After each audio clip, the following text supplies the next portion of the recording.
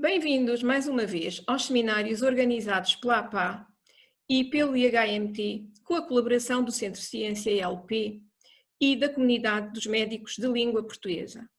O último seminário sobre as características do vírus foi seguido com imenso interesse por várias centenas de pessoas em direto e depois no Facebook. É isso que se deseja, que haja interesse por informação científica de qualidade e correta. No que diz respeito a esta epidemia, ninguém sabe tudo. Estamos todos os dias a aprender, e todos uns com os outros. É, portanto, um bom exercício de humildade para todos, como deve ser toda a aprendizagem. Desejamos que todos possamos aprender um pouco em cada um destes seminários, que se levantem questões para algumas das quais não temos ainda resposta, mas que podem servir para nos direcionar para a investigação futura. Portanto, todas as questões são bem-vindas. Só assim conseguiremos avançar no conhecimento desta pandemia. Uma palavra desde já ao meu amigo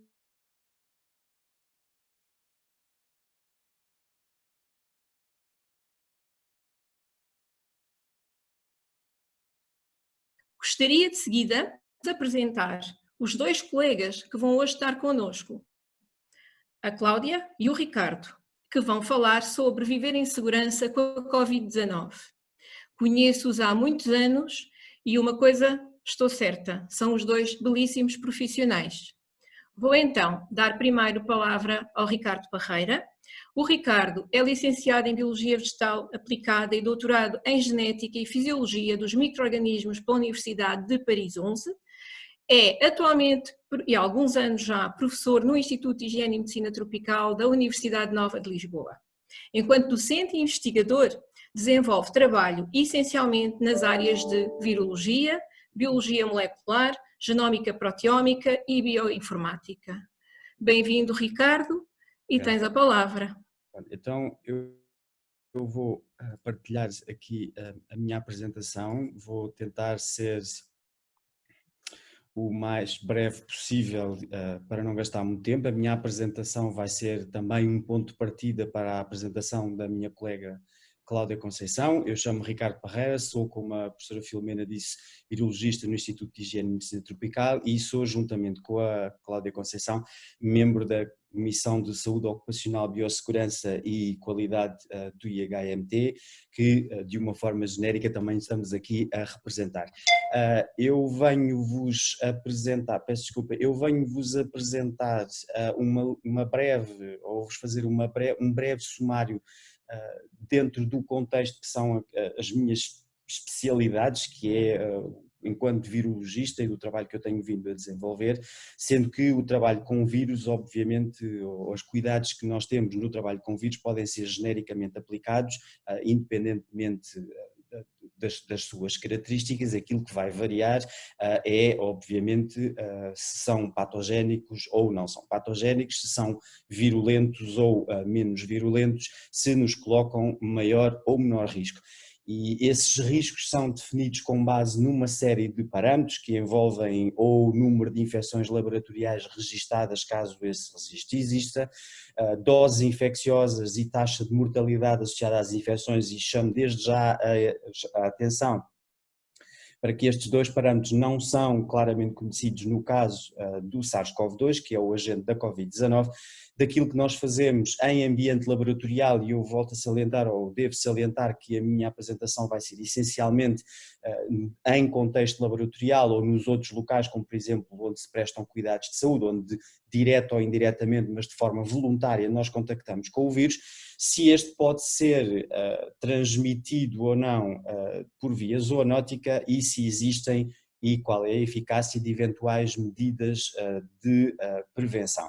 Há aqui um fator que na lista anterior falta e que eu dou destaque neste slide, que é a estabilidade deste agente infeccioso, que é condicionada por uma série de fatores.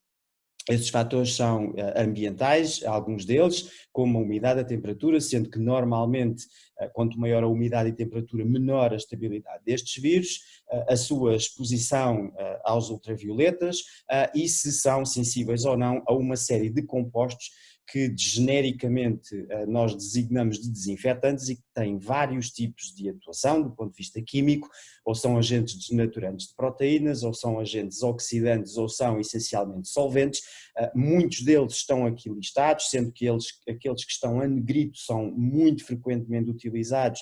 Estes, o glutaraldeído e o formaldeído, têm realmente uma grande eficácia, mas dado a sua toxicidade, já nem sequer em contexto laboratorial são assim utilizados quanto isso, e eu chamo a vossa atenção para um conjunto de compostos que são, desde os álcoois a estes compostos quaternários de amónia ou os derivados de bis-bisguanida, que têm uma ação solubilizante de lípidos e que são particularmente eficazes no caso das infecções por vírus como os coronavírus, porque estes vírus têm à sua superfície um invólucro lipídico no qual estão inseridas estas proteínas aqui indicadas neste slide a castanho e estas que estão indicadas aqui a amarelo e que são necessárias para a interação com as células que vão ser infectadas. Por isso mesmo, se esta estrutura for danificada por algum destes compostos, realmente o potencial infeccioso do vírus é diminuído ou trazido a zero.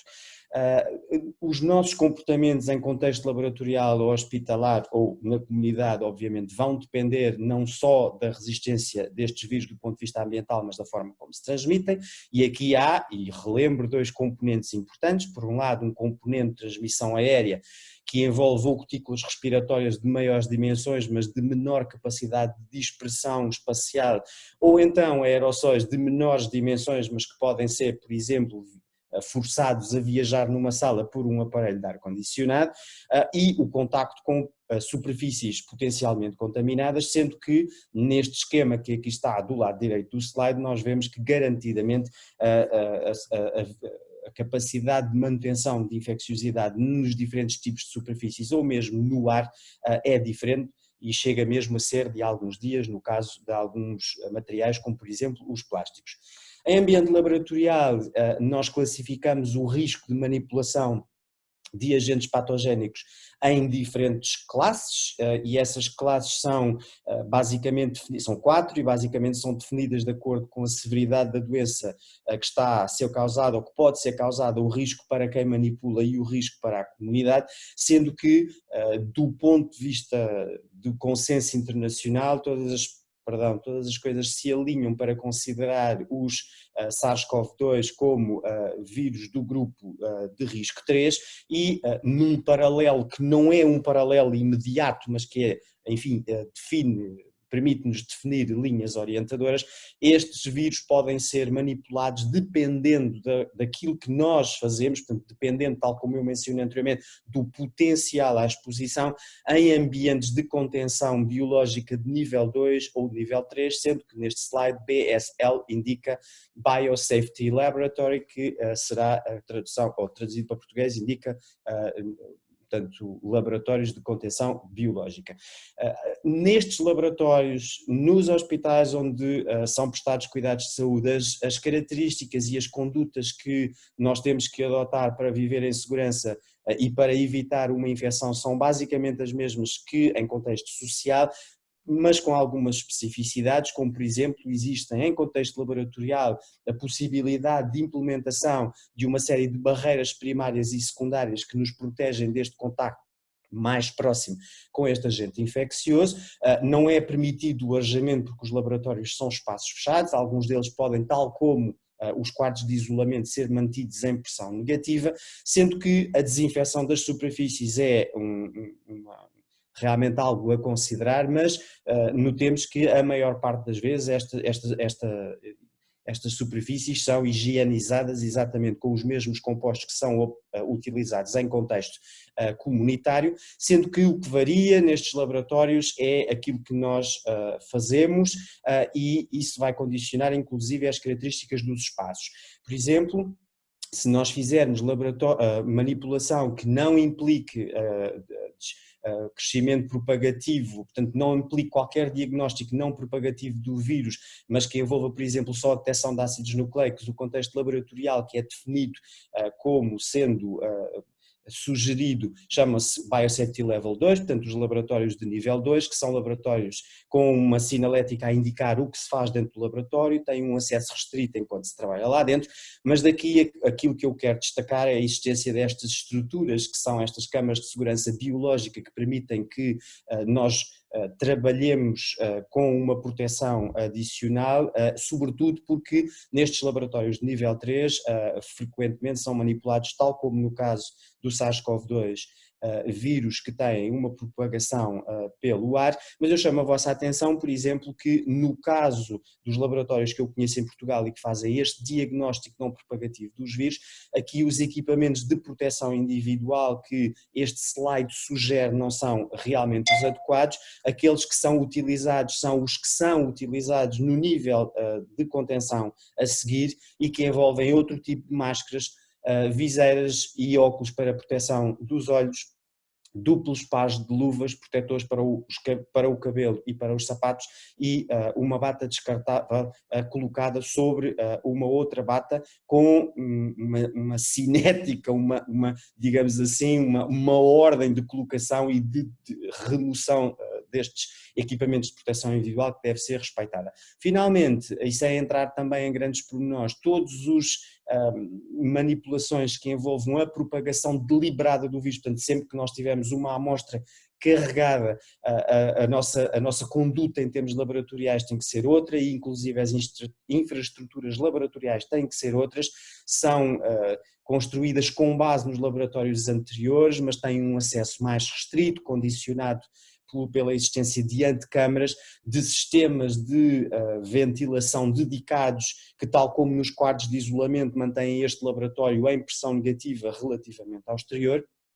E aqui notem que os equipamentos de proteção individual são um bocadinho mais completos do que o outro slide sugeria, sendo que a razão de ser destes riscos que aqui estão é que todas as manipulações que envolvam o agente infeccioso têm que ser feitas em câmaras de segurança biológica e não em aparelhos que estejam colocados fora destas câmaras de segurança biológica. É importante ainda a existência destes aparelhos que são autoclaves que permitem a eliminação do potencial infeccioso dos resíduos antes que eles saiam do laboratório. Portanto, eu só quero deixar aqui isto como ponto de partida para aquilo que vai ser noutra dimensão dito em relação aos nossos comportamentos na comunidade. Chamo, no entanto, a atenção para o facto de também aqui o maior dos nossos inimigos são os aerossóis e esses aerossóis estão provavelmente em todo o lado nas infraestruturas hospitalares, eles vão se depositar em todo o lado e vão levar consigo partículas virais infecciosas e expor, obviamente, ao contacto com as superfícies das pessoas menos cautas.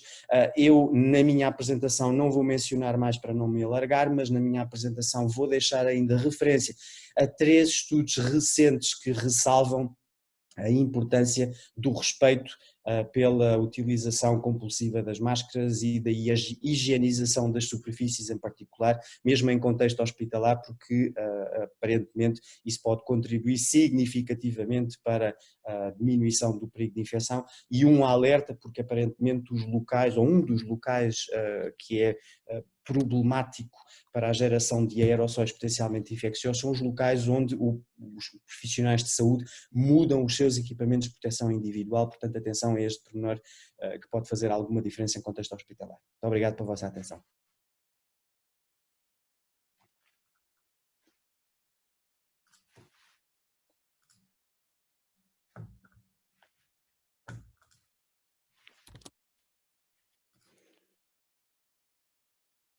Filó, tens o... Muito obrigada, Ricardo. Foste extremamente esclarecedor. Espero que todo o público tenha ficado a saber um bocadinho mais, tal e qual como eu fiquei também. E agora passava a palavra à Cláudia. A Cláudia é licenciada em Medicina, especialista em Medicina Interna e doutorada em Saúde Internacional pelo IHMT Nova e é professora também no Instituto de Higiene e Medicina Tropical da Universidade Nova de Lisboa. Colabora com diversas organizações na investigação e ensino nas áreas de saúde internacional, medicina do viajante e serviços e políticas de saúde. E é com muito gosto que a temos aqui hoje também e também faz parte da Comissão de Biossegurança do Instituto de Higiene e Medicina Tropical, já que eu me esqueci de dizer para o Ricardo, digo agora para a Cláudia. Cláudia, tens a palavra. Muito obrigada.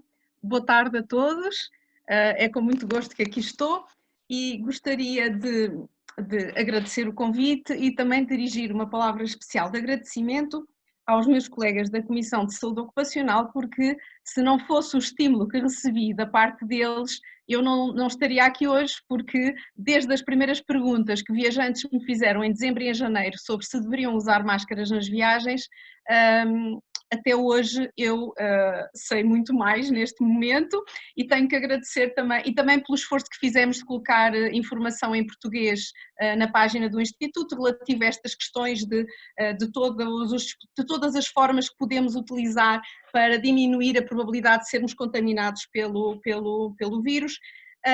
E também tenho que dirigir uma palavra de agradecimento aos ouvintes da rádio, a quem que dirigiram tantas perguntas, a mim e ao colega Celso Cunha, que esteve cá a semana passada, porque participamos num programa de rádio durante 7 semanas e as dúvidas que as pessoas foram colocando obrigaram-nos a procurar respostas, a estudar e, por outro lado, trouxeram uma convicção de que é preciso as pessoas todas em geral perceberem bem como é que a doença se transmite, porque depois há muitas situações práticas na vida que não há manual nenhum que diz qual é a melhor maneira de fazer. E isto é muito verdade para as nossas organizações, que é um pouco disso que eu também vou falar, que é como é que nós ajudamos as pessoas das nossas organizações a defenderem-se melhor. E portanto vou aqui tentar partilhar a minha apresentação.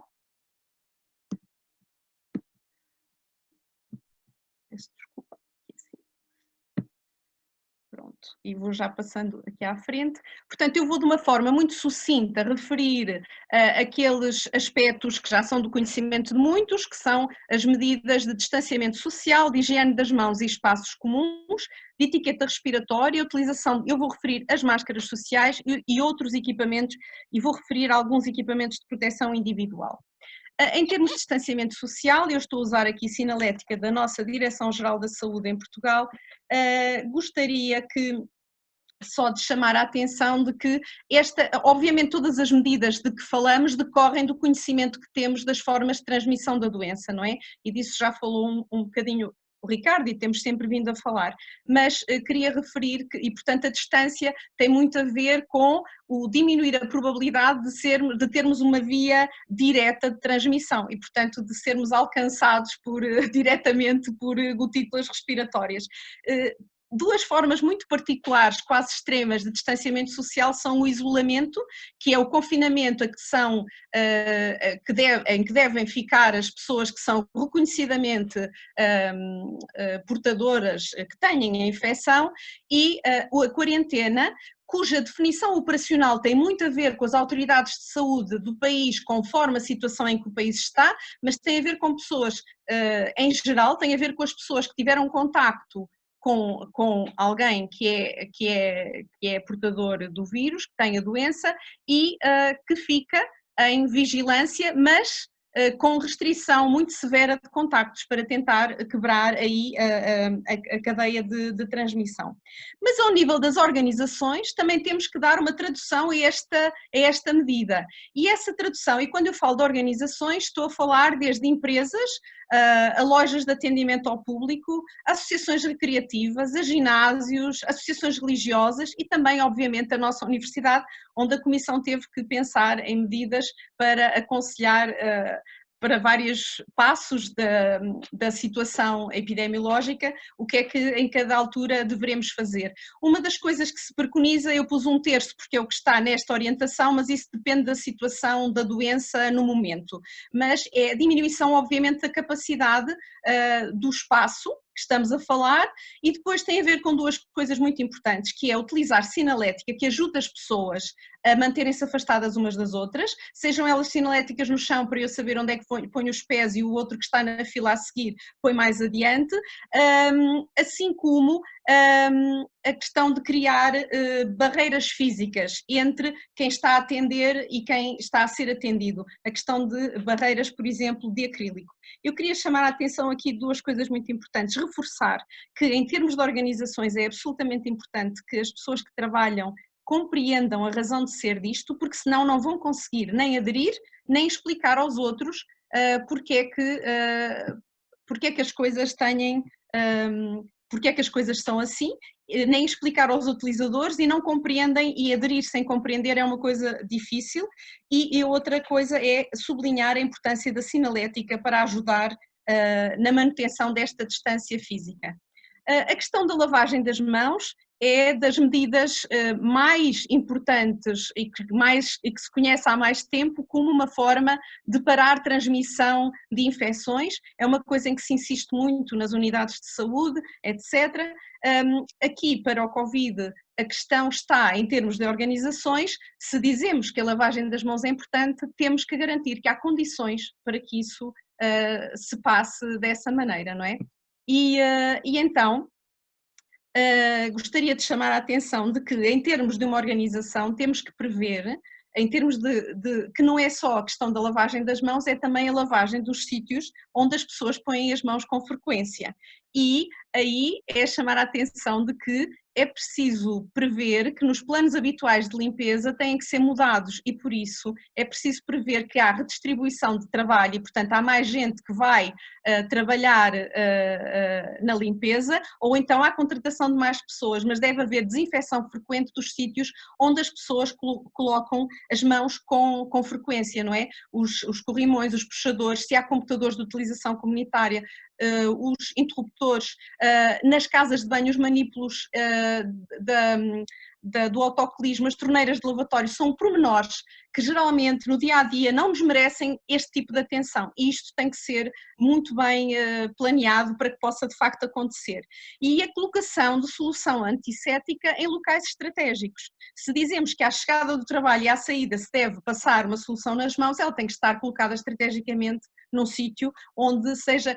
Isto é um bocadinho como aos princípios da promoção da saúde. Nós temos que criar um ambiente que facilite a escolha que é adequada, que nos vai fazer melhor, que vai fazer com que tenhamos menos doença, e portanto temos que criar um ambiente, tanto com a sinalética, com as barreiras, etc., com todas as medidas que estamos a falar, mas que facilitem a vida às pessoas.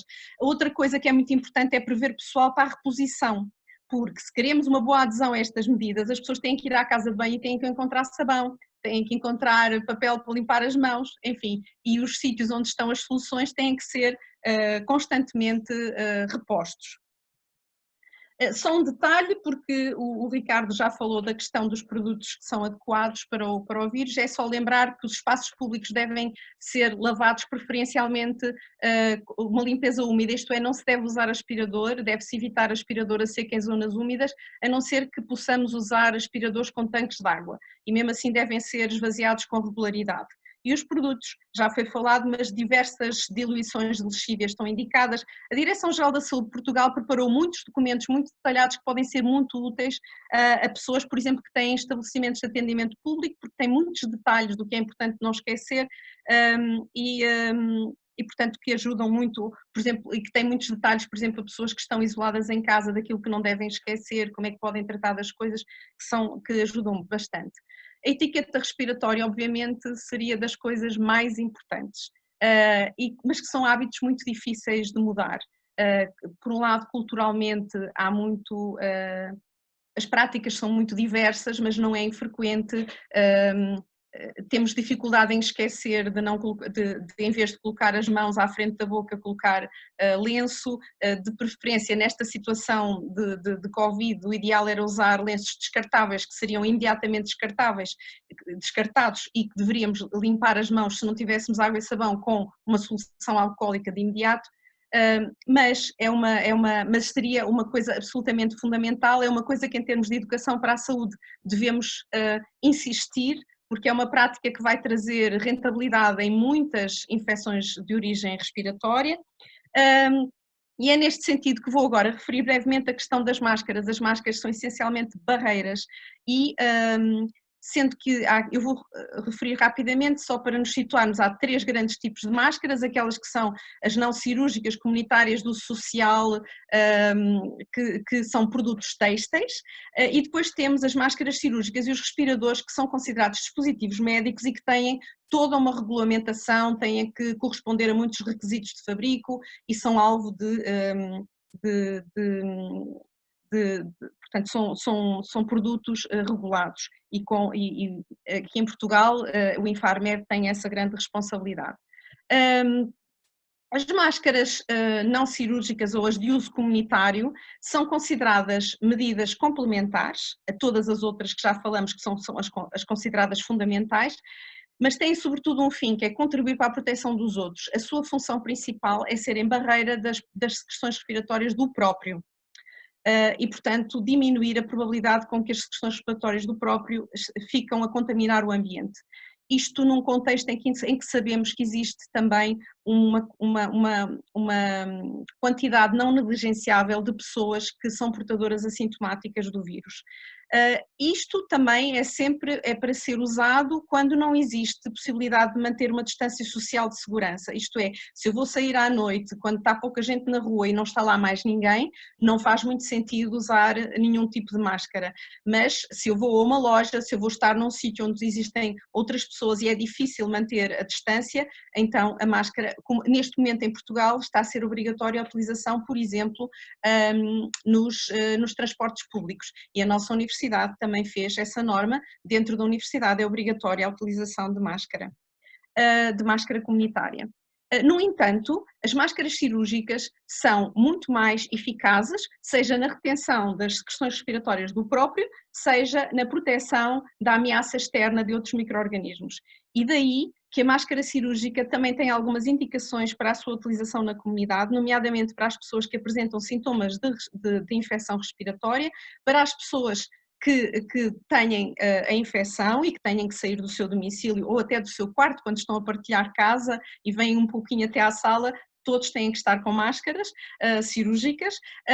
Nos doentes imunossuprimidos, vou dar um exemplo, um doente que vai fazer uma hemodiálise, um doente que vai fazer uma quimioterapia, que vai fazer radioterapia, devem também colocar uma máscara cirúrgica, ou um doente imunossuprimido que vai a uma consulta no hospital, devem colocar uma máscara cirúrgica, e também no tratamento das pessoas que no domicílio estão a tratar pessoas que tenham Covid-19, devem usar também máscara cirúrgica, para além do próprio, quando está a ser tratado, se for possível, não é? Queria só deixar uma nota, toda a discussão, a questão das máscaras e a utilização comunitária tem sido, talvez, das medidas todas que eu falei, aquela medida que tem sido alvo de mais controvérsia, de opiniões muito diversificadas, etc. E não é por acaso, a OMS começou por ser muito veemente, dizendo que não havia indicação para a sua utilização na comunidade, mas foi-se evoluindo um pouco para encontrar utilidade nas máscaras sociais, nesta medida de serem sobretudo usadas como retenção das secreções respiratórias do próprio, portanto, se todos usassem, defendemos-nos uns aos outros, nesta atitude altruísta, não é? Mas isto tem porque esta doença está a passar-se num contexto mundial e está a passar-se num contexto de mercado mundial, por isso há uma produção de equipamentos de proteção individual que não está a atingir os níveis de necessidade existentes atuais, nem se pensa que vá conseguir atingir. E por isso, quando a nível local um de nós usa indevidamente uma máscara cirúrgica que deve ser deixada de forma prioritária para ser utilizada em contexto de prestação de cuidados de saúde, nós estamos a fazer com que ela não vá existir num sítio onde ela comprovadamente é necessária. E por isso temos que deixar, é também este o enquadramento de todas as recomendações e da evolução do pensamento sobre as máscaras, tem também este enquadramento. Só uma nota final, isto são umas figurinhas de equipamentos de proteção individual para lembrar duas coisas. Uma é que ao nível comunitário não há qualquer indicação para a utilização das luvas como forma de diminuir a probabilidade de contágio com Covid. Estamos a falar do nível comunitário. E a questão das viseiras. As viseiras vulgarizou-se a sua utilização, até se chega a dizer usar viseira ou máscara, mas de facto não é a mesma coisa. As viseiras são um equipamento de proteção individual que são utilizadas para proteger os olhos em procedimentos médicos que vão gerar aerossóis, como por exemplo fazer uma broncofibroscopia, fazer aspiração de secreções, bom, muitos outros procedimentos que já só se fazem em internamento, nem por exemplo uma unidade que faz ambulatório não precisa de viseiras para proteção ocular. Agora, o que acontece é que são equipamentos reutilizáveis, de muito fácil limpeza, e que, na inexistência de outro tipo de barreira física que proteja a pessoa da exposição às partículas respiratórias dos outros, começou a ser usada com alguma, vê-se com muita frequência pessoas nos estabelecimentos, por exemplo, de atendimento ao público, de comércio, etc., ou até guardas, a polícia a usar, porque são cómodos e as máscaras exigem uma substituição ao longo do dia, por exemplo, e entre a alternativa de não ter nada ou ter uma viseira, havendo uma disponibilidade de viseiras e não havendo disponibilidade de máscaras, foram sendo adotadas. Entretanto, as autoridades vão chamando a atenção, as autoridades de saúde, que não é a mesma coisa e que a proteção conferida por uma máscara não é a mesma coisa, estamos a falar ao nível comunitário, não é a mesma coisa que uma viseira, mas era para deixar este apontamento. E para finalizar, dizer que em termos, por exemplo, de organizações, temos sempre que ir incentivando as pessoas de que se sentirem doentes não devem sair de casa, e devem sempre procurar primeiro um contacto telefónico com a sua unidade de saúde antes de se deslocarem à unidade de saúde. Aqui em Portugal começou por se criar um número nacional, mas a dado momento, com o aumento da dimensão da distribuição da doença, começou múltiplas unidades de saúde ao nível dos cuidados de saúde primários, desenvolveram linhas dedicadas e, portanto, as pessoas podiam contactar a sua unidade de saúde primeiro, unicamente para receber instruções mediante os seus sintomas, o que é que deveriam fazer, para evitar, obviamente, que as pessoas tenham mais contato, então por cima, com a suspeita que estão doentes, diminuir o contacto que essas pessoas tenham com outros e, portanto, ao deslocarem-se à unidade de saúde, se for necessário, fazê-lo com já uma orientação da hora a que devem ir, etc. E por agora ficava por aqui. Muito obrigada pela vossa atenção.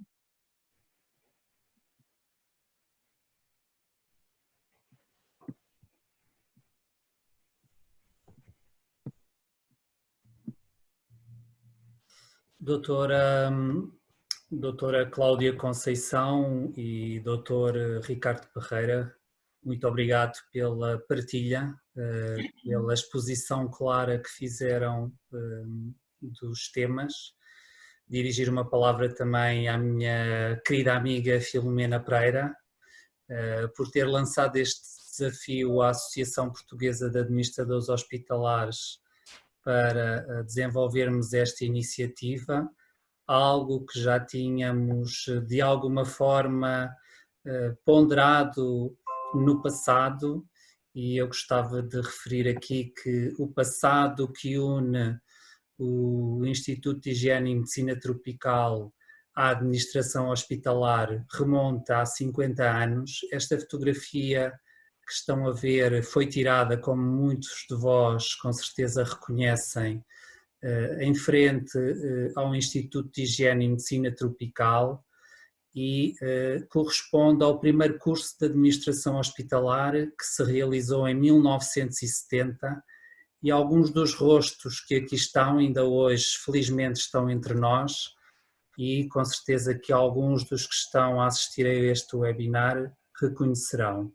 Professor Correia de Campos, professor Ricardo Vasco Reis e professor Nogueira da Rocha, para além de outras figuras que foram referência e continuam hoje a ser referência da administração hospitalar em Portugal e que muito devem, obviamente, ao Instituto de Higiene e Medicina Tropical, onde foi fundado e onde foi criado este curso.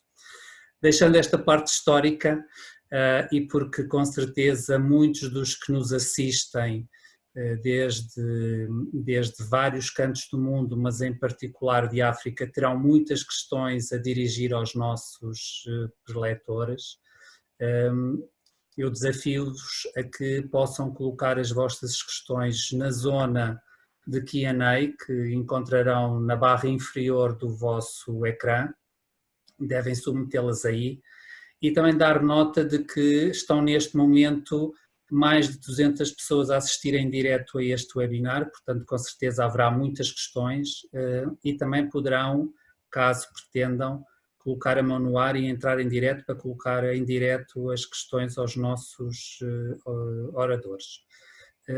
Dar-vos nota também de que no último webinar recebemos uma quantidade enorme de questões, tendo em conta a limitação de tempo destes webinars, que é de 1 hora, 1 hora é o tempo ideal para estarmos online nesta partilha, mais do que isso já se torna cansativo e a desmobilização acontece. E, portanto, vamos procurar que este webinar se mantenha estritamente dentro do que está previsto de 1 hora, mas dizia eu que no último webinar, no webinar inaugural, surgiram muitas questões que não houve oportunidade de responder em direto.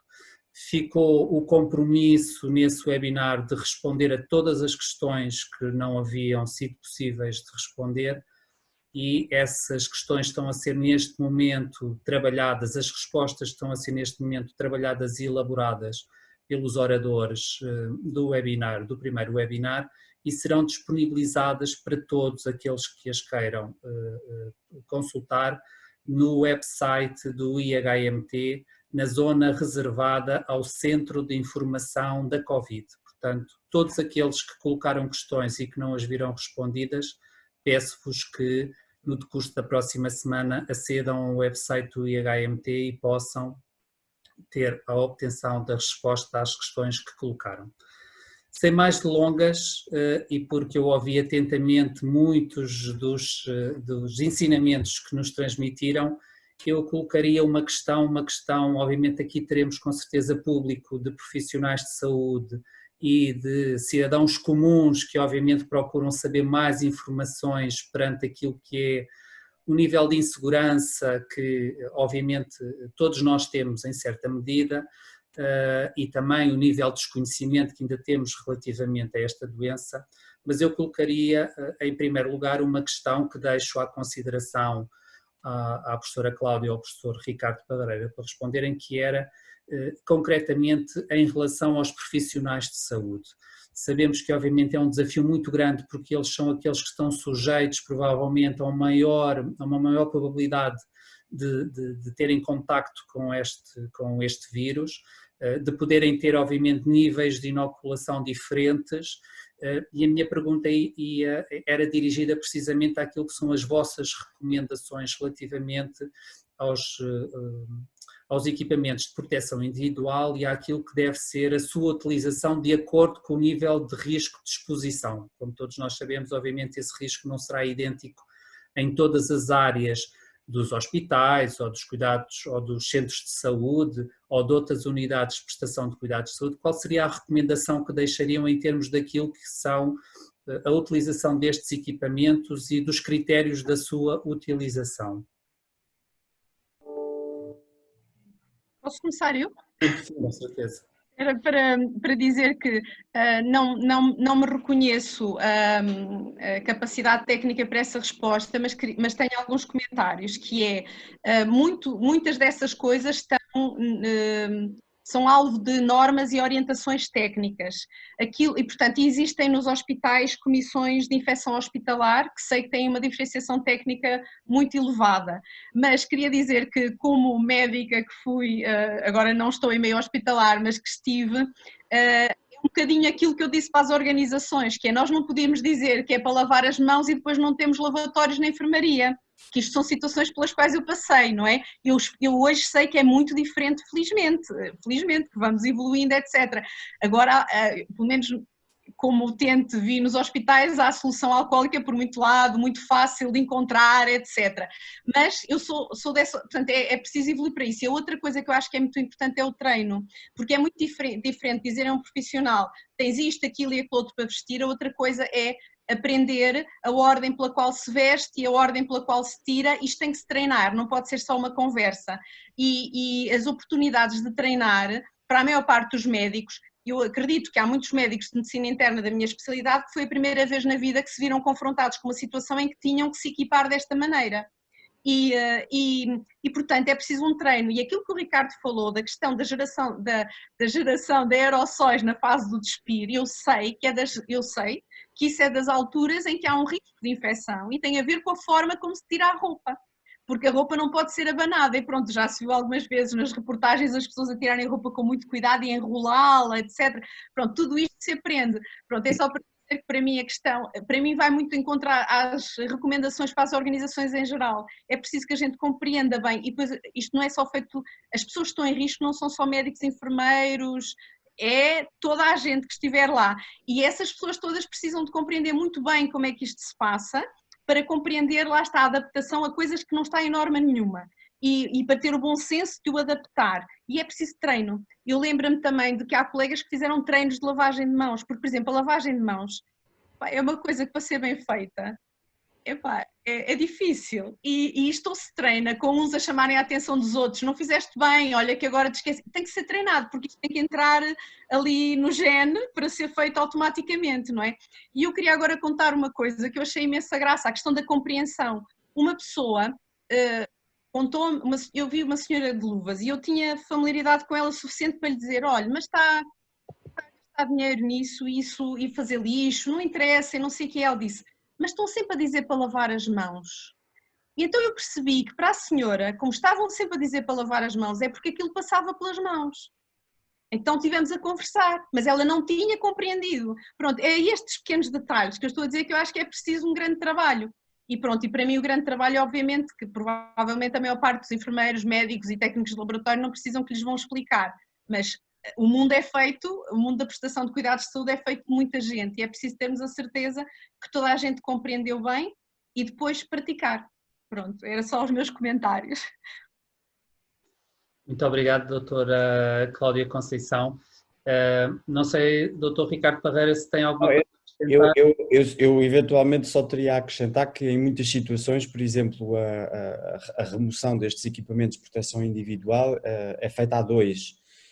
E em que um fiscaliza, entre aspas, garante que o outro não comete erros. E num dos documentos que eu consultei recentemente e que sugeria, de facto, que um dos locais geradores de potenciais aerossóis contaminantes eram os locais onde os profissionais de saúde tiravam estes equipamentos de proteção individual, os autores desse trabalho sugeriam, por exemplo, que uma opção que eventualmente poderia funcionar era fazerem uma pulverização integral com uma solução de base alcoólica para diminuir a carga infecciosa à superfície desses EPIs antes de os retirar, se de alguma forma tiverem que ser tirados mais rapidamente.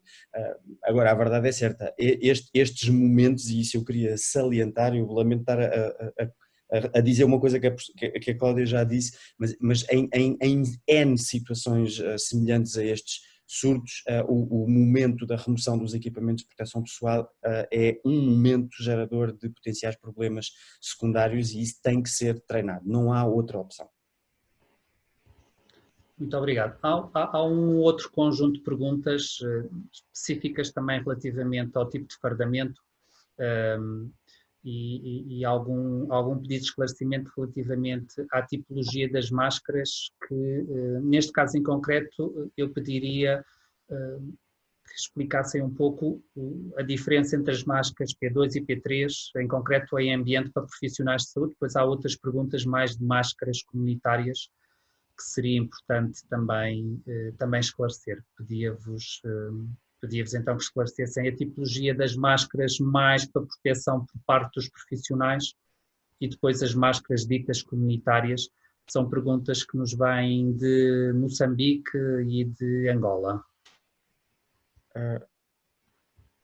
Eu posso começar pelas artesanais e depois... Sim, está bem, e depois eu passo às outras.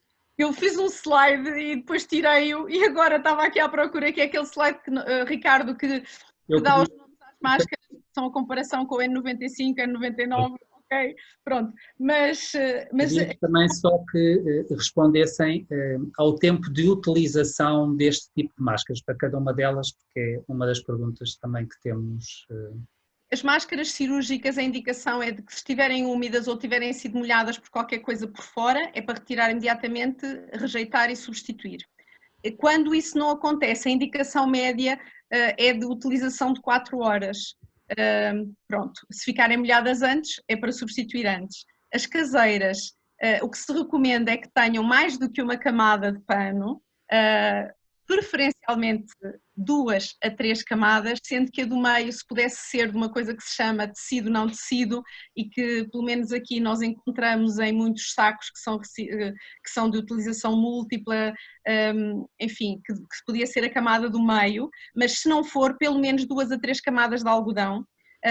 Diz que uma forma caseira de ver se um pano é bom para ser um pano para uma máscara caseira é pô-lo contra o sol e não deve passar muito sol.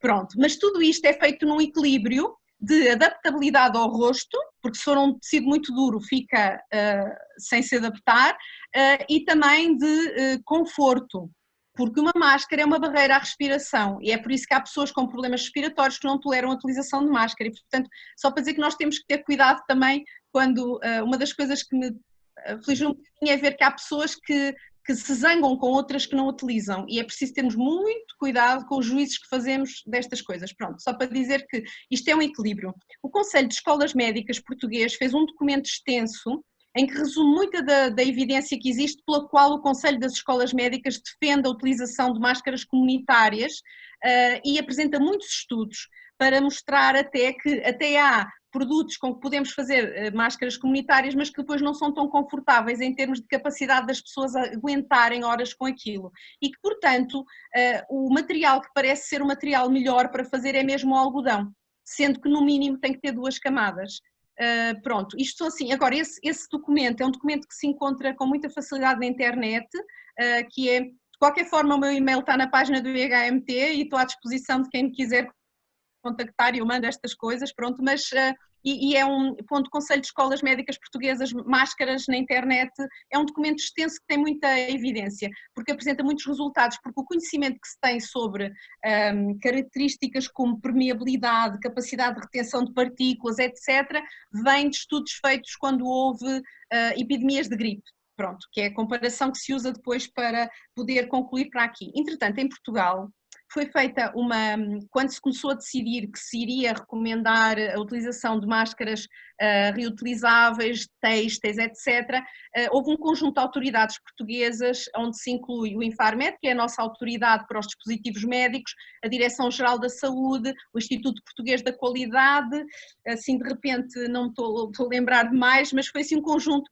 que fizeram uma série de normas técnicas para que empresas pudessem fazer máscaras. Mas de qualquer forma, o que eu acho que é preciso reter é que uma máscara feita em casa, sendo uma barreira, porque isto temos que nos adaptar às circunstâncias, e a minha opinião é de que mais vale ter uma barreira que lavamos com frequência, que não deixamos que fique molhada, porque perde características, seja de defender os outros, seja de nos defender a nós, porque apesar de tudo também faz uma função de defesa do próprio, e que sejam devidamente utilizadas, porque não as só devemos mexer na parte que se põe em nós, o resto não devemos mexer e devemos diretamente pôr num recipiente com água e detergente, basta água e sabão para que possamos lavar a máscara, e portanto a duração tem muito a ver então com ela ficar, eu acho que um bom parâmetro é isto, ela começando a ficar úmida tem que ser substituída. Isto assim, de repente, e eu vou procurar entretanto encontrar, porque é assim... Pronto, grosso modo as máscaras, pelo que eu consegui perceber, são alvo de, aqui em Portugal, são alvo de muitas normas a que têm que respeitar na sua produção, portanto, por isso, são normalizadas, aquilo é igual, responde a características, etc. E existem essencialmente as máscaras cirúrgicas, que, pelo que eu compreendi, há vários tipos, e um tipo, que é o tipo que tem melhores características de capacidade de filtração de partículas de fora para dentro, já é considerado um respirador tipo 1. E depois há as P2 e as P3 na nomenclatura da União Europeia, que correspondem à nomenclatura americana de N95 e N99. Ricardo, queres continuar? Enquanto sim, a única basicamente a diferença é que estas últimas duas, as P2 e as P3, são máscaras que oferecem um nível de proteção obviamente muitíssimo elevado, sendo que as P3 oferecem um maior nível de proteção do que as P2 e garantidamente, enfim, com uma grande eficácia, protegem não só o exterior de eventuais gotículas ou aerossóis que sejam contaminantes e onde existam partículas virais infecciosas e que sejam libertados por quem as está a usar, quer no sentido contrário, portanto protegem nos dois sentidos. Agora, eu queria alertar para uma coisa que a minha colega Cláudia já chamou a atenção, é que essas máscaras P2 e P3 são máscaras ligeiramente incómodas de se usar. Aliás, por alguma razão, tantas vezes nós vemos fotografias de profissionais de saúde com as caras marcadas do uso prolongadíssimo dessas máscaras, fazem obviamente uma adesão à face muito boa. Obviamente que tem que ser, por exemplo, acautelada a existência ou não da barba, porque a barba pode impedir uma boa adesão da máscara à cara e eventualmente têm que ser tomados alguns cuidados especiais, mas é assim, na maior parte dos casos, obviamente todas as pessoas que estão a lidar ou com, por exemplo, no laboratório com suspeições virais, onde existe um título viral grande, aí essas máscaras P2 e P3 justificam-se. Provavelmente, por exemplo, a nível das situações de diagnóstico, se houver uma viseira e uma máscara cirúrgica, não sendo o ideal, é uma situação que pode ser utilizada. Eu sou partidário da opinião da minha colega Cláudia.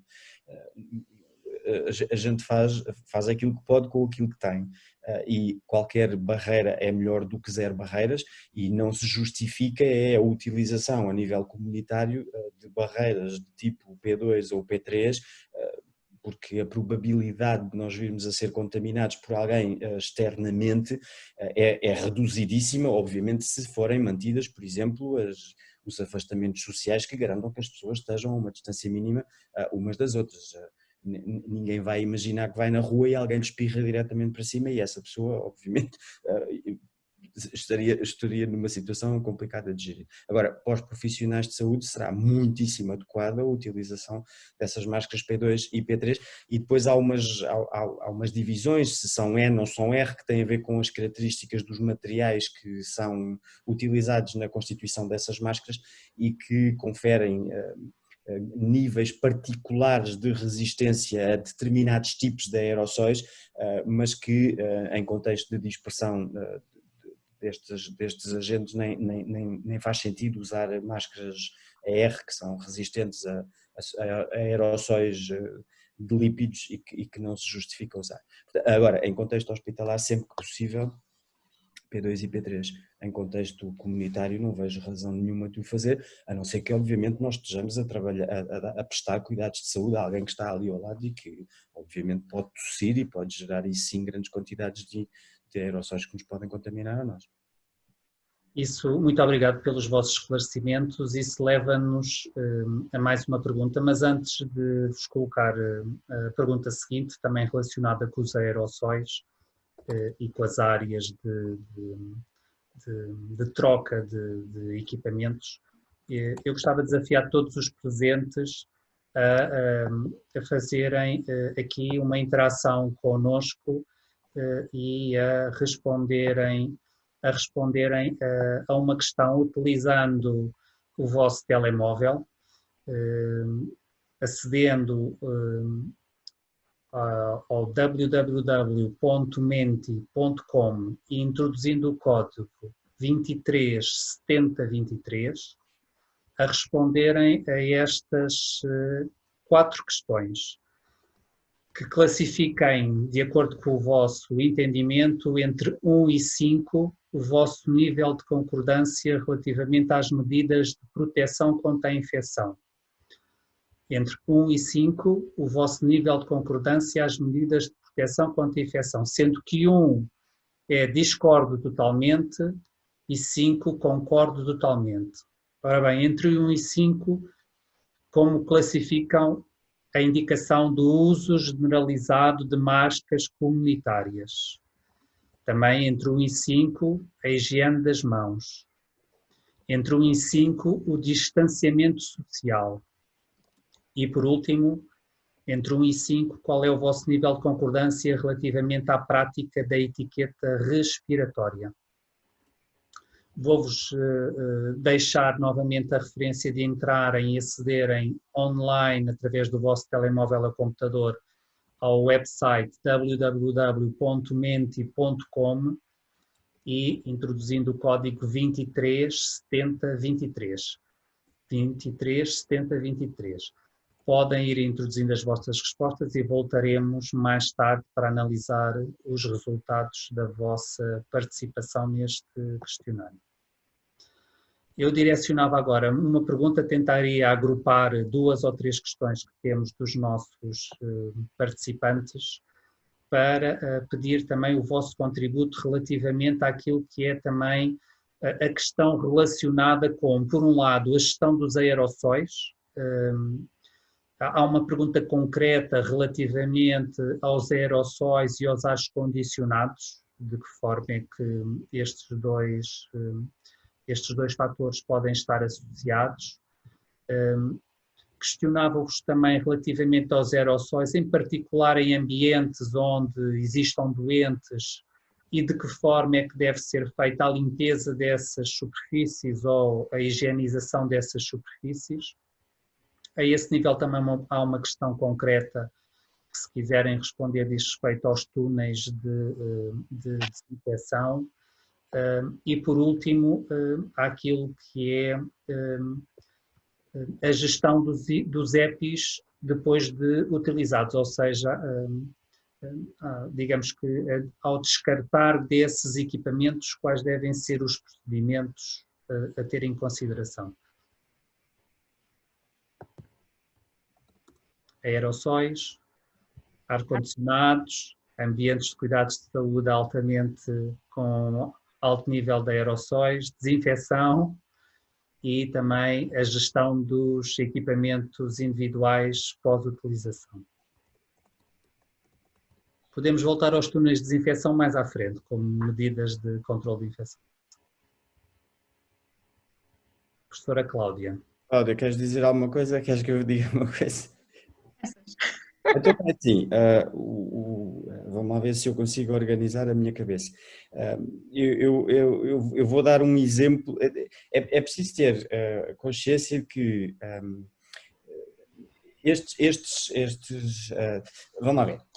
Uma das maneiras, uma das formas de nós minimizarmos, e eu agora estou a falar quer em contexto laboratorial, quer em contexto hospitalar, por exemplo, num quarto de isolamento, a dispersão de aerossóis no espaço do hospital ou no espaço laboratorial é a utilização das salas de pressão negativa. Obviamente que não há salas de pressão negativa para todos os doentes, e nem sequer nos contextos laboratoriais há instituições com laboratórios BSL-3 e muitas vezes as situações têm que ser adaptadas. Agora, idealmente, estes espaços com pressão negativa têm a vantagem de permitir uma retenção dos aerossóis gerados por doentes nesses espaços dentro do espaço da sala e eles não saem posterior. Garantidamente, uma coisa é certa, quem entra dentro desses laboratórios vai estar eventualmente exposto a estes aerossóis, sendo que quando eles já não existem no ar, e notem que eles vão ser deslocados pela corrente de vento que é gerada e que em continuamente vai mantendo o ar em circulação sem recirculação, eles vão ser levados e esses aerossóis vão se depositar ou nas saídas ou junto das saídas de ar, ou então em todas as superfícies onde se formem redemoinhos. Portanto, por exemplo, por baixo das camas dos doentes há mais vírus depositados nas superfícies que já estiveram aerossóis e simplesmente foram enrolados nas massas de ar que se criam pelos objetos que dificultam a deslocação do ar dentro das salas de pressão negativa e é aí que as coisas se vão acumular. Portanto, a existência de uma pressão negativa impede a libertação para fora, vai, obviamente, não impede que eles sejam libertados no ar e eles vão certamente depositar em todas as superfícies. Essa deposição nas superfícies vai exigir garantidamente que sejam implementadas medidas de desinfecção e não é preciso de nada particularmente complicado, são utilizados os 3 clássicos, os 3 compostos clássicos no sentido que estão a ser sugeridos repetidamente, que são as diluições de lexívia, que são a utilização do peróxido de hidrogênio, portanto a vulgar água oxigenada, ou então as soluções de base alcoólica que devem ter uma componente mínima de água para as tornar mais efetivas. Tem ou deve ser feito uma higienização, em particular das casas de banho. Mesmo nos quartos onde há isolamento, as casas de banho são locais de geração de grandes quantidades de aerossol e deve ser feita uma higienização desses espaços com maior cuidado, porque se eles não ficam no ar, vão se depositar eventualmente por ação da gravidade e vão se depositar em basicamente todos os lados. Se possível, se houver maneira de fazer, de manter, por exemplo, obviamente que num quarto de isolamento isto não é possível, mas todas as superfícies que nós possamos arejar, esse arejamento, essa substituição do ar que eventualmente pode conter aerossóis contaminados com ar novo, com massa de ar novo, é bem-vinda, sendo que obviamente aqui nós temos um problema, porque não podemos fazer isso em todos os espaços, nos espaços laboratoriais isso não é possível fazer. E pensemos numa coisa, se nós estamos a pensar que as nossas atividades podem gerar aerossóis, que esses aerossóis podem ter partículas virais infecciosas, e estamos a trabalhar num ar, ou sob a ação de um ar-condicionado que dispersa esses aerossóis em todas as direções, aí temos um problema, ou vários problemas, é porque realmente esse depósito pode ser feito em todo lado e pode nos atingir, portanto a massa de ar em deslocação pode de facto nos atingir, e isso deve ser evitado. Portanto, eu não sou partidário dos ares condicionados, as ventilações nos sistemas dedicados de pressão negativa estamos a falar de uma coisa completamente diferente. Por exemplo, nos nossos gabinetes ou nas nossas salas de aula, sempre que possível realmente abrir as janelas ou garantir o arejamento, isso seria ideal.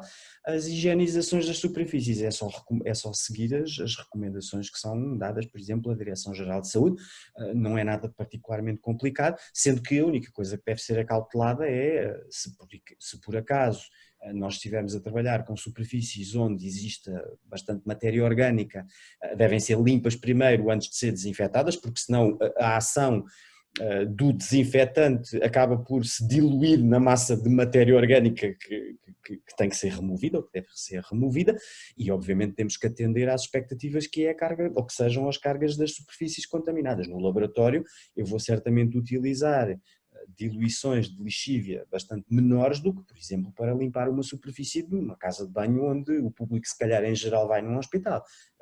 Mas pronto, não sei se respondi a todas. Cláudia, queres completar com alguma coisa que eu me tenha esquecido? Só para dizer que, exatamente, é um pouco como as mãos, isto é, se umas mãos estão grosseiramente sujas, nós primeiro temos que as lavar com água e sabão e pronto. E aqui é um pouco a mesma coisa, as superfícies estão sujas, primeiro tem que ser com detergente, água, sabão, detergente, etc.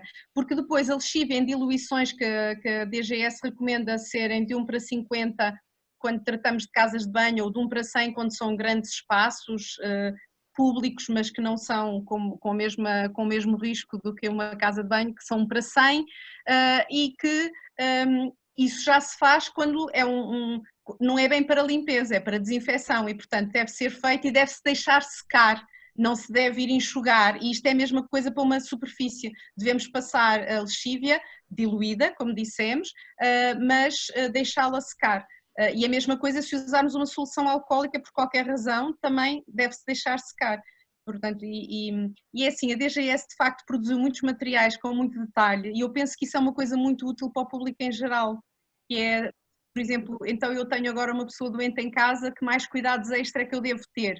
E a DGS produziu, por exemplo, uma norma para os cidadãos que tem desde os detalhes do que é que eu tenho que ter mais cuidado na casa de banho, como é que devo limpar, quantas vezes, ou pronto, enfim, isso dá muito jeito quando nós temos mesmo que lidar com a situação. Eu pedia quer à doutora Cláudia, quer ao doutor Ricardo, que expliquem exatamente, quando falam de diluição, em concreto da lexívia, estamos a falar da diluição da lexívia comercial e como é que deve ser feita essa diluição e a dose concreta. Temos muitas perguntas relativas a esta preparação.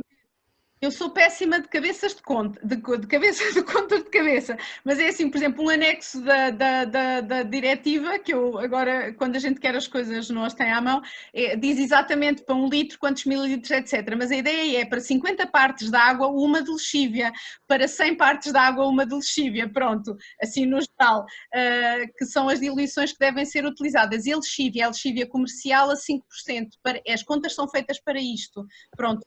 Grosseiramente. Depois, a nível industrial, para hospitais, etc., parece que há outras apresentações de lexívia, mas disto é só um conhecimento genérico que eu tenho, que são pastilhas que se diluem, etc., mas isso são coisas para grandes, para utilizações muito, porque parece que são mais, têm um armazenamento mais fácil, etc., pronto, tem razões de que não são bem uma utilização numa loja, numa organização, etc., é a utilização mais intensiva desses desinfetantes. Muito obrigado. Eu ia dar nota de que, estando aqui a gerir as perguntas, é com imensa satisfação que observo que temos perguntas de São Tomé, de Cabo Verde, de Moçambique, de Angola, bem-vindos todos, da Guiné com certeza e do Brasil também, já houve aqui vários testemunhos e de agradecimento. Eu atrevia-me a pedir-vos mais 10 minutos para respondermos ainda algumas questões que penso farão sentido ficarem claras no webinar, sendo que, conforme dissemos, todas as questões que não houver oportunidade de responder ao vivo neste webinar, procuraremos respondê-las por escrito e colocá-las para que todos possam consultar no website do IHMT, na zona de Centro de Informação Covid-19. É assim essa área que se encontra bem em grande destaque no website do IHMT. Se concordarem, então dirigia-vos mais uma pergunta, tentando agrupar aqui alguns conceitos que se prendiam muito com o conceito de higienização de espaços, mais em ambiente, obviamente, de cuidados de saúde. Já respondemos, grosso modo, a espaços mais domésticos. E que se prende com os túneis de desinfecção, se estão cientificamente comprovados que são úteis para controlar a contaminação ou não. Um outro aspecto que também é aqui referido, este âmbito mais social, e há algumas questões que nos surgem aqui, tem a ver com a questão do confinamento social, tendo em conta que, obviamente, há muitas comunidades, e em particular nos países africanos que nos estão a ouvir, de dificuldade, obviamente, de isolar pessoas dentro de uma mesma casa, tendo em conta que, obviamente, residem agregados familiares numerosos. E que, obviamente, algumas das medidas serão difíceis de implementar. Qual seria, grosso modo, a estratégia a utilizar a esse nível? E também há uma questão que nos surge também relativamente, não tanto a nível deste webinar, mas que se prende com a questão do teste, mas essa eu deixaria para ser respondida num dos próximos webinars, que, se não me recordo, será o 5º webinar. Peço já à Isadora Sacramento que assista também ao nosso 5º webinar, que será precisamente sobre os testes e que decorrerá daqui a 2 semanas, se não me falha a memória em termos do calendário.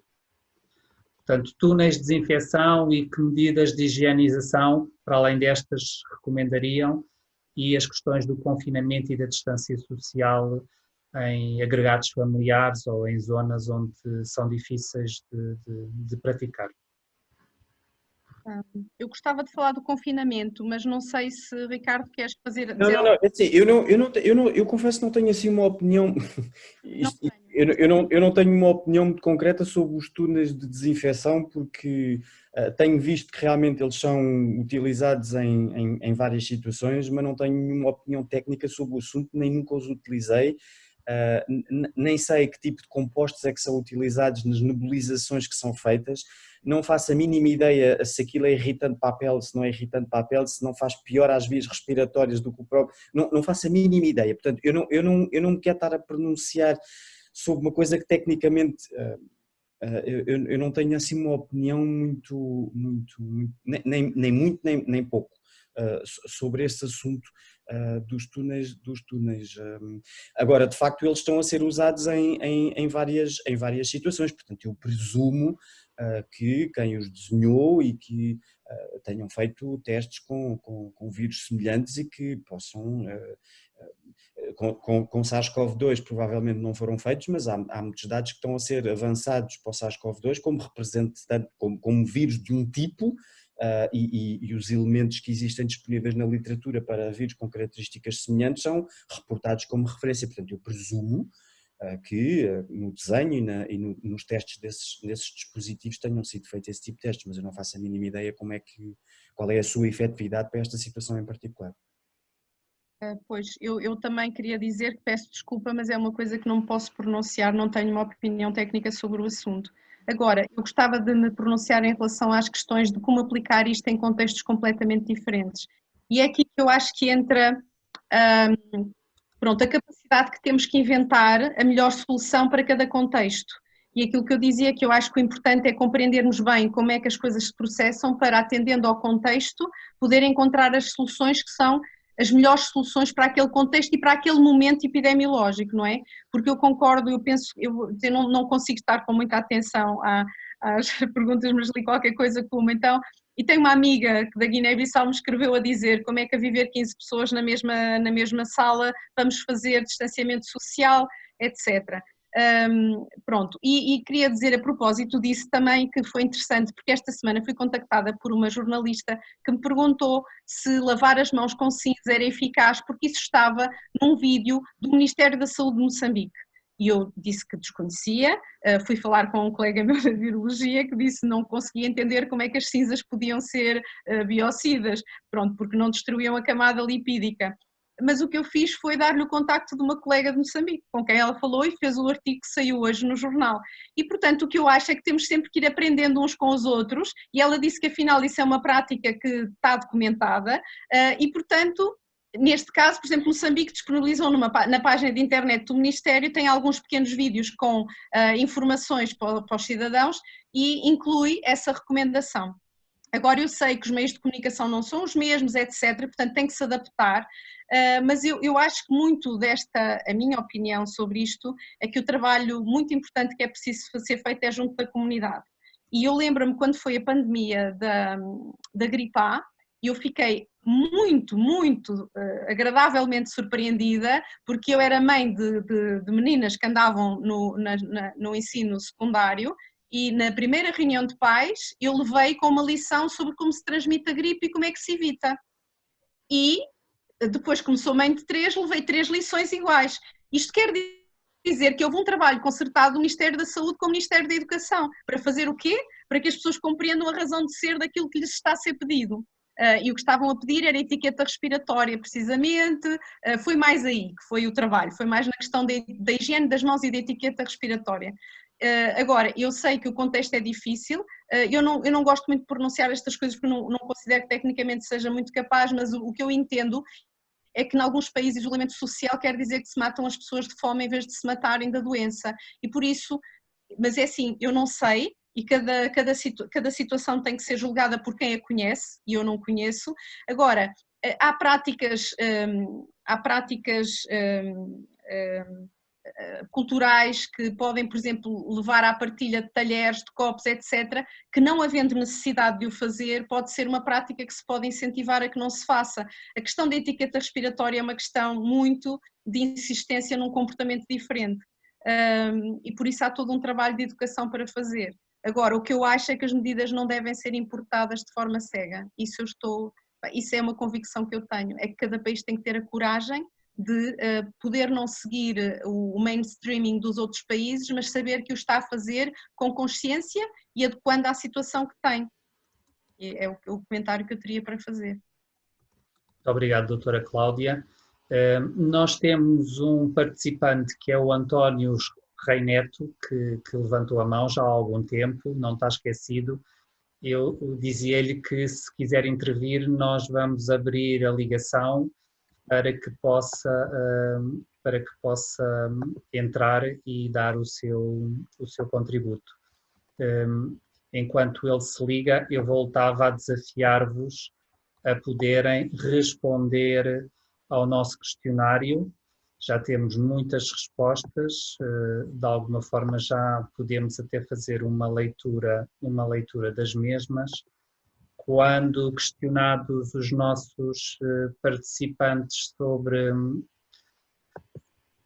sobre o nível de concordância ao uso generalizado das máscaras, é consensual a sua utilização, 4,6 de média. A higienização das mãos, pleno, total, todos concordamos que deve ser uma prática. O distanciamento social também com um nível de concordância muito elevado, de 4,6%, e a etiqueta respiratória, ou seja, todas estas medidas de proteção contra a infecção, muitas delas de âmbito geral e comunitário, mas também, obviamente, ao nível daquilo que são os comportamentos dos profissionais de saúde, estão todos eles bem assimilados e bem aceitos pelas comunidades. Dar nota também de que, obviamente, a Guiné-Bissau já se manifestou e está presente também. Bem-vindos também, portanto, temos o pleno de todos os países lusófonos a participar. Há muitas questões por responder. Temos, entretanto, o António Rei Neto já ligado. Obrigado. E eu vou ativar o seu micro, ou está ativado já. Sim, muito obrigado. Se quiser intervir, por favor. É bem. Muito obrigado. Eu não queria ser maçador, mas de qualquer forma, antes de mais, eu gostava de cumprimentar a organização e a Associação Portuguesa de Administradores Hospitalares pelas iniciativas que têm tido, que realmente são de todo o interesse e, conforme já foi dito pelos oradores, são temas novos e desconhecidos para muitos de nós e quase todos de nós. Eu sou médico, a minha formação é medicina, sou especialista em saúde pública e especialista também em saúde ocupacional, medicina no trabalho. E, portanto, o aspecto preventivo da medicina é aquele que, efetivamente, é nesse que eu me sinto mais à vontade. E vou tendo por obrigações profissionais, vou tendo a obrigação também de ler as normas e as orientações que saem, e realmente têm sido múltiplas. Esta, concretamente, porque foi falado os sistemas de ventilação, nomeadamente o ar-condicionado, e porque se prevê que para a semana comecem a entrar em vigor as normas que dizem respeito aos restaurantes e aos estabelecimentos de restauração. Há uma que é muito específica e que diz que, para assegurar uma boa ventilação e renovação frequente da ar, o ar-condicionado deve ser feito em modo de extração e nunca em modo de recirculação do ar. Ora, a minha pergunta prende-se com completa ignorância, ou seja, eu não sei se o aparelho de ar-condicionado que qualquer restaurante tenha é possível alternar entre o modo de circulação e o modo de extração, ou se eventualmente terão que ser comprados equipamentos novos. Porque, pronto, eu vejo da parte das empresas e das atividades comerciais uma grande preocupação em cumprirem as normas, não só o aspecto altruísta que isto envolve, mas também pela própria defesa do seu negócio, digamos, não é? E gostaria de saber qual a opinião ou se será eventualmente um assunto demasiadamente técnico para nós estarmos aqui a escalpelizar, não é? Mas eu prometo não voltar a incomodar, porque também não queria de maneira nenhuma manipular ou monopolizar a conversa. De qualquer maneira, muito obrigado. Nada, nós é que agradecemos. Doutora Cláudia, doutor Ricardo. Eu vou ser muito breve. Eu não sei me dar uma ficha cá em casa, muito menos sei dar os condicionados. Agora, a norma, a determinação parece-me lógica, porque a determinação vai no sentido, inclusive, daquilo que eu disse há bocado. A extração sim, recirculação não, porque a geração de aerossóis num espaço onde esses aerossóis são projetados por uma corrente de ar-condicionado que os recircula, vai fazer obviamente que eles se dispersem em todas as direções, e se não atingirem diretamente a nossa cara, vão depositar-se nas superfícies e inevitavelmente vão espalhar o vírus por todo o lado. Agora, eu não sei como é que funcionarão os ares condicionados com extração, se existirem e puderem ser ou convertidos ou tiverem que ser comprados de novo, faz a mim, do ponto de vista daquilo que eu imagino que sejam as exigências, faz-me sentido que de facto os ares condicionados nesses espaços tenham que ter outras características daqueles que provavelmente existem neste momento, porque o objetivo é exatamente impedir que, caso alguém tussa e liberte um aerossol, que esse aerossol viaje rapidamente por todo o lado e atinja toda a gente nesse espaço, não é? Portanto, a extração parece-me que seja a exigência que está em cima da mesa. Agora, se os que existem podem fazer ou não, eu isto lamento, mas não sei. Muito obrigado, Dr. Ricardo, e também ao nosso participante que entrou em direto. Tínhamos aqui mais participantes a pedir para entrar em direto, mas tendo em conta que já estamos 20 minutos para além da hora, eu ia colocar uma última questão, que é uma questão mais de pedido de esclarecimento geral. Eu vou tentar agrupar algumas destas questões. Uma delas é uma que provavelmente todos nós temos, que é relativamente ao calçado, o que é que devemos fazer ao calçado que utilizamos. A outra prende-se com a utilização ou a reutilização das ditas máscaras comunitárias, quantas vezes podemos utilizá-las. E havia aqui também uma pergunta que se direcionava para uma demonstração ou uma explicação do uso correto da máscara, que eu pediria também que fizessem. Com certeza não tem uma máscara aí para poder fazer a demonstração, ou já vi que sim, já vi que tem, e eu encerraria com esta última pergunta o vosso contributo e a vossa partilha, e passava-vos a palavra. Bom, se não te importasses, Ricardo, posso responder? Sim, eu estou entretido a responder online, vou respondendo online às questões. Em relação ao calçado, tem havido alguma, é assim, não é nada que tenha saído em artigos científicos, etc. É uma questão de bom senso. Tem havido a recomendação de reservar um espaço na casa à entrada para deixar ficar o calçado e criar uma espécie de uma barreira entre o que é fora e o que é dentro. Pronto, em termos de calçado. E que adaptem as casas a isso, e obviamente que dediquem um esforço suplementar de higiene a essa zona da casa de transição. Eu acho que podemos criar uma zona de transição, por exemplo, usando uma passadeira à entrada de casa, que é o fim do espaço sujo, e a partir daí só passamos descalços.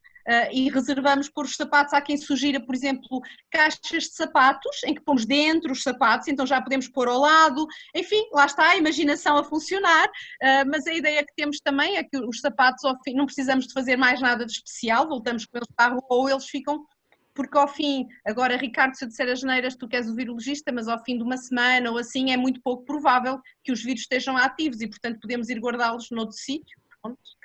É assim, tendo em conta o tempo que os vírus permanecem nas superfícies, a probabilidade de existir alguma coisa viável do ponto de vista infeccioso é muitíssimo baixa, eu diria ao fim de 2 ou 3 dias. Agora, eu também já tinha respondido online a essa pergunta dos sapatos, disse exatamente, ou escrevi aquilo que tu disseste, e também havia uma pessoa que perguntou relativamente às compras de supermercado. O que é que devia fazer aos pacotes, uma vez que os vírus são viáveis, mantêm viabilidade à superfície do plástico, na superfície do plástico por alguns dias, ou sim.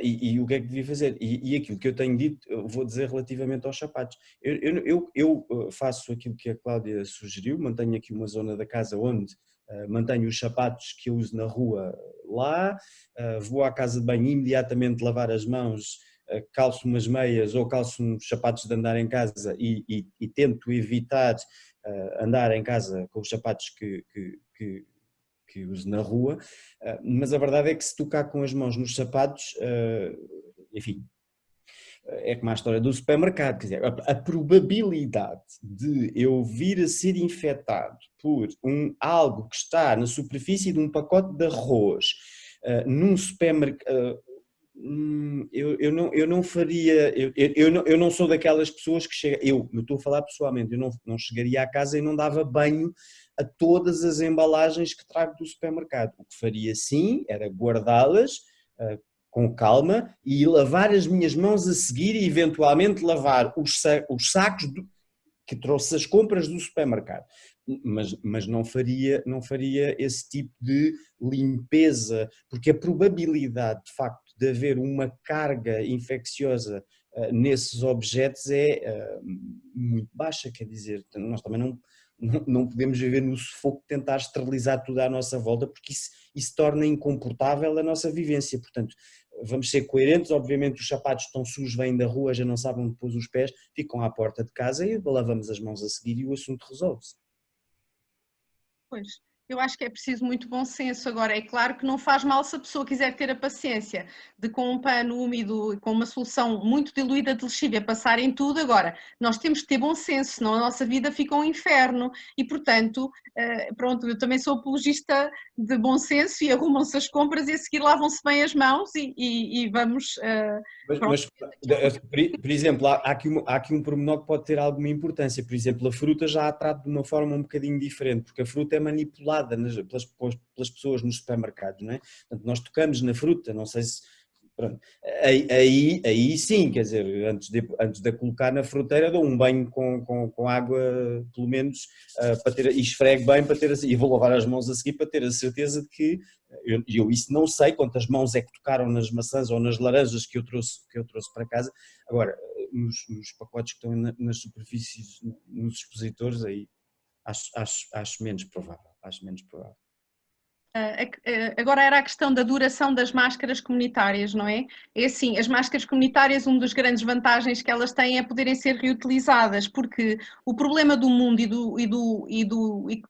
da sustentabilidade ambiental e da produção do lixo não deixou de existir, apesar de se dizer que o ambiente está mais limpo porque nós estamos em casa, mas o problema não deixou de existir e por isso eu sou uma forte adepta de encontrarmos soluções intermédias de utilização, sobretudo na comunidade. Então, a questão, quanto tempo duram? É assim, aquelas que estão a ser feitas com requisitos que foram traçados por várias instituições aqui em Portugal, aquilo que eu falei há bocado, os produtos têxteis, mas que são feitos com indicações da DGS, com o Instituto Português da Qualidade, etc., dizem que têm que trazer a indicação de quantas são, porque fazem testes, etc. O que eu acho é que enquanto nós formos capazes de pôr a máscara contra o sol e ela ainda é opaca, pronto, e que recomendam, por exemplo, há umas que estão agora a ser comercializadas que se podem lavar 50 vezes, mas eu, pessoalmente, é assim, enquanto elas não romperem e estiverem aparentemente bem, eu acho que vou utilizar, mas isto para mim também vai ser uma experiência nova, porque eu ainda praticamente não saí de casa, e por isso, a não ser para estar sozinha na rua, e por isso não, até agora, não usei máscara. Esta é uma máscara caseira, não é? E que esta está lavada e quando eu chegar a casa eu agora vou pô-la, não é? E vou ajeitar aqui, só que esta não tem, como as outras, vou aqui ajeitar-me aqui embaixo, vou ajeitar bem, desculpem outra vez. A ideia era eu ter lavado as mãos antes de fazer isto, agora era lavá-las outra vez. Por falar nisso, agora vou retirar. Quando eu chego a casa, que já fiz isso uma vez, eu vou direitinha para um balde que tenho na varanda que tem detergente e água e ponho lá. E depois na máquina que for fazer a seguir vou lavar esta máscara. Pronto, é isso que estamos a fazer aqui em casa neste momento. São coisas de senso comum, não é? A gente sabe que o detergente atua e, portanto, e a seguir a lavagem na máquina é superior a 1 hora.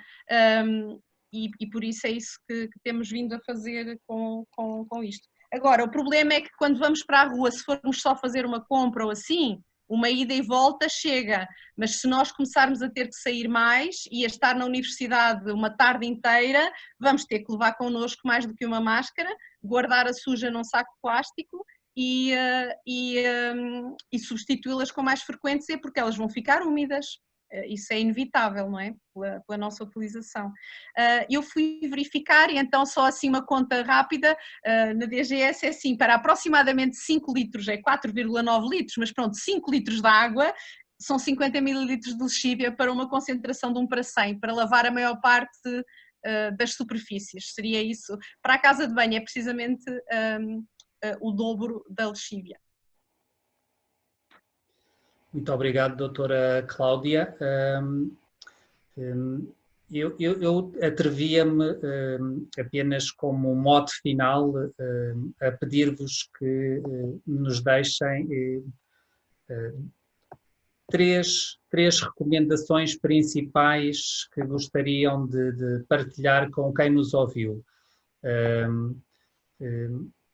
Três recomendações, vocês deixaram muitas ao longo deste webinar, mas deixar-vos-ia para uma nota final, cada um de vós deixar três recomendações para quem nos está a ouvir, que foi um público constituído por profissionais de saúde, a grande maior parte deles, tivemos a oportunidade de confirmar que muitas das questões eram a esse nível, mas também tivemos muito público de cidadãos anónimos e que obviamente também aprenderam com certeza com muito daquilo que vocês tiveram a oportunidade de partilhar.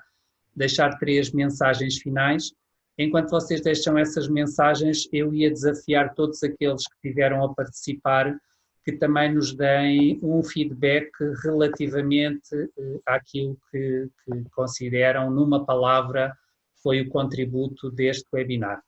Eu dava a primazia às senhoras, doutora Cláudia, três mensagens finais, doutor Ricardo, três mensagens finais. Peço-vos que votem, que classifiquem e avaliem este webinar numa palavra, utilizando a mesma plataforma, o www.menti.com, e acedendo com o código 237023, podem aceder de qualquer parte do mundo onde estão a ver-nos, e o vosso feedback é muito importante para nós, para também melhorarmos consecutivamente estes webinars e irmos de encontro àquilo que está na gênese desta iniciativa. Após isso, passarei a palavra à Filomena para que faça o encerramento e nos anuncie as próximas etapas desta iniciativa. Eu aproveito e despeço-me desde já agradecendo à doutora Cláudia e ao doutor Ricardo, obviamente, a partilha que fizeram com todos os presentes. Então agora é comigo? Agora é consigo. Muito obrigada. Assim de repente, a primeira mensagem seria tentarmos nos alinhar com aquilo que forem as mensagens dos nossos Ministérios da Saúde, porque isto é tentarmos viver com esta novidade, com esta doença, com esta ameaça. As medidas só resultam se nós estivermos alinhados e se compreendermos a razão de ser. Devemos procurar sempre compreender a razão de ser, questionar nos espaços que são possíveis, não é? Porque como até em Portugal a evolução das recomendações mostra, as coisas mudam. E o que temos é que ir conversando e tentando sempre a razão de ser das coisas. Pronto, portanto a primeira coisa é tentar alinhar sempre com o que forem as recomendações que nos forem sendo feitas pelas autoridades de saúde. Depois, a outra coisa são, pronto, a questão de termos paciência, porque a doença, esta doença, dependendo do momento em que estivermos, exige-nos algumas mudanças e pronto, e é difícil alinhar com isto, portanto a questão da paciência e uma palavra também de compreensão. Nós vemos coisas que às vezes não compreendemos, estou a pensar nas pessoas que criticam os outros ou porque vão em grupo ou porque vão não sei o quê, e é preciso perceber que há razão de ser, provavelmente há uma razão de ser para isso.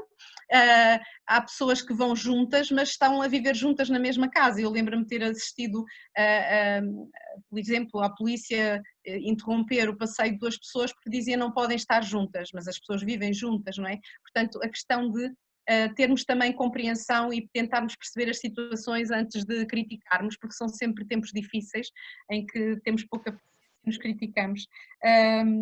E agradeço muito a possibilidade de participar. Não tenham medo, eu acho que é preciso ter coragem para não copiar de forma acrítica todas as indicações que vêm de fora, porque podem não ser adequadas a contextos específicos. Por isso é que eu dizia que mesmo nas nossas organizações temos de compreender bem as coisas, porque cada situação vai exigir a nossa criatividade. Muito obrigada. Agora sou eu. Faz favor. Então eu vou começar ou vou pegar numa deixa que vem um bocadinho na sequência de uma coisa que a Cláudia disse, que eu acho que é super importante, e depois vou dar 2 conselhos super práticos. E aquilo que eu gostava de salientar, e lamento se sou semi-redundante relativamente àquilo que a professora Cláudia disse, é as pessoas têm que, de facto, a procurar a informação que está alinhada com as fontes oficiais e deixarem de ligar à desinformação que circula, porque não ajuda absolutamente nada a nem ninguém.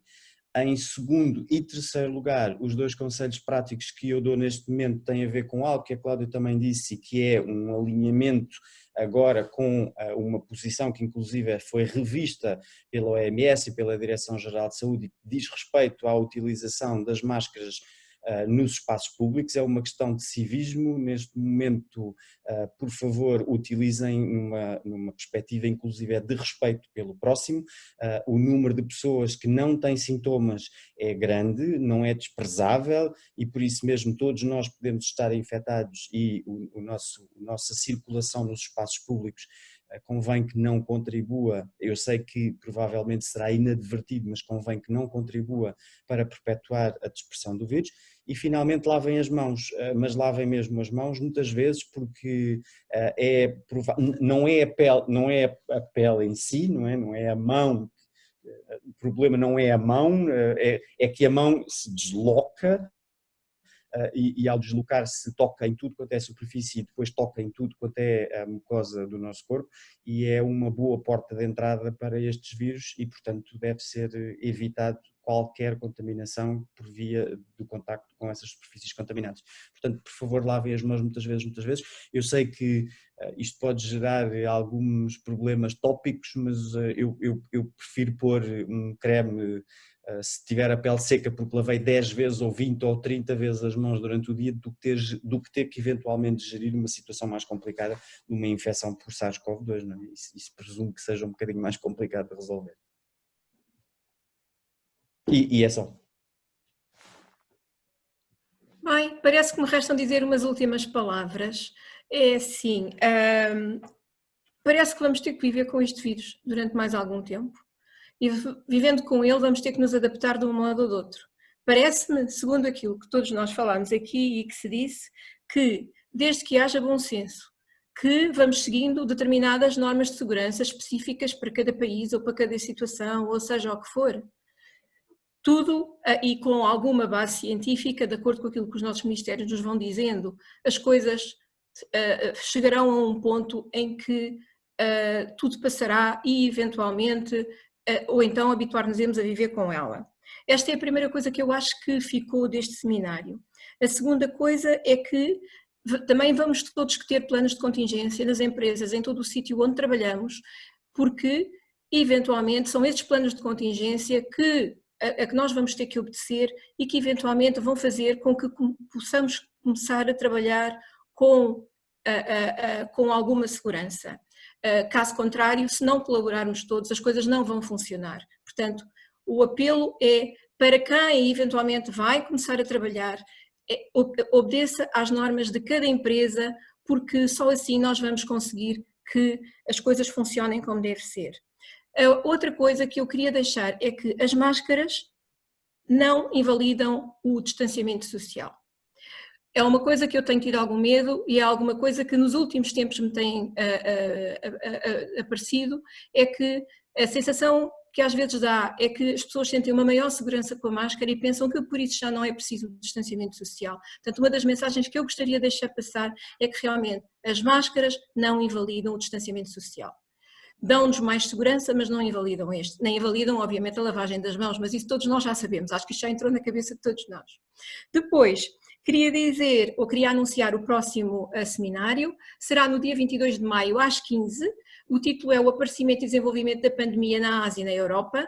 Teremos depois ainda mais 2 seminários até ao fim desta série, mas depois isto é como na televisão, a série continuará, se assim as pessoas também o entenderem. Os moderadores do próximo seminário serão a diretora da Escola Nacional de Saúde Pública e o subdiretor de Estudos de Ensino Tropical. Os oradores serão o presidente da Comunidade dos Médicos de Língua Portuguesa, uma professora associada do IHMT, a professora Luzia Gonçalves, e um professor da Escola Nacional de Saúde Pública, o professor Alexandre Abrantes. Queria só deixar como final que o IHMT está à disposição para colaborar com qualquer outra instituição em várias áreas como formação, investigação, serviços à comunidade, desde que obviamente esteja dentro do nosso saber. Pela minha parte, agradeço a todos os envolvidos neste seminário, desde os colegas ao meu parceiro moderador e também a todos que tiveram a paciência de nos ouvir numa coisa que já vai mais de 1h30. O meu muito obrigado e até ao próximo.